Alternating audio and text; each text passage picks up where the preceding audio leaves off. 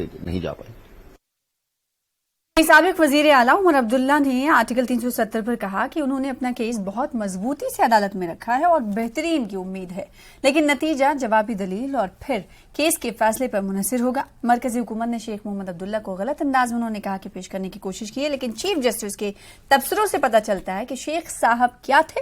लेकिन ये मामला शेख अब्दुल्ला या इल्हाक का नहीं है, बल्कि 370 के फैसले की आईनी हैसियत का है।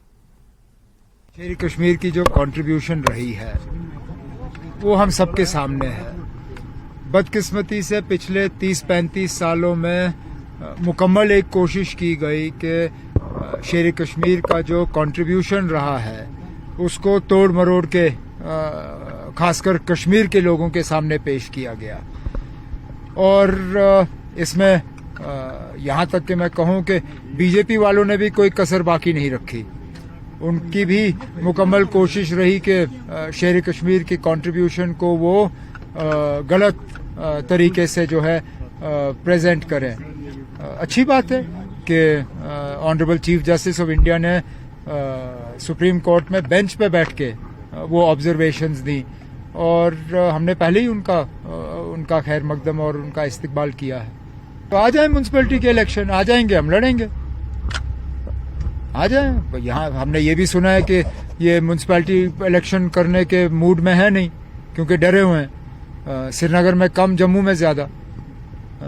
जिस तरह कांग्रेस ने थोड़ा सा जोर पकड़ा हुआ है जम्मू में, और जिस तरह कल आपने देखा ही होगा कि डेमोक्रेटिक आज़ाद पार्टी और आम आदमी पार्टी की क्या हालत की वहाँ पे कांग्रेस ने।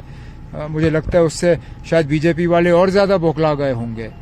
लेकिन अगर इलेक्शन अनाउंस हो जाता है तो नेशनल कॉन्फ्रेंस बढ़ चढ़ के उसमें हिस्सा लेगी। नहीं, आर्ग्यूमेंट्स तो बहुत स्ट्रांग हुए, लेकिन अभी तक गवर्नमेंट ने जवाब नहीं दिया ना। क्या पता गवर्नमेंट का जवाब कितना स्ट्रांग होगा। केस आगे बढ़ने दीजिए, उसके बाद हम इस पे बहस कर सकते हैं कि किसके आर्ग्यूमेंट ज्यादा बेहतर है। लेकिन इतना मैं जरूर कहूंगा कि नेशनल कॉन्फ्रेंस के तरफ से ये फैसला कि कपिल सिब्बल साहब और गोपाल सुब्रमण्यम साहब हमारे इन दो पिटिशंस को रिप्रेजेंट करेंगे, मुझे लगता है बेहतरीन फैसला रहा है। और इससे अच्छा हम शायद सुप्रीम कोर्ट के सामने अपना केस रख नहीं सकते थे। अब बाकी उन जज हजरात तक है और ऊपर वाले तक है, लेकिन हम उम्मीद लगाए जरूर बैठे हैं। आगे बढ़े।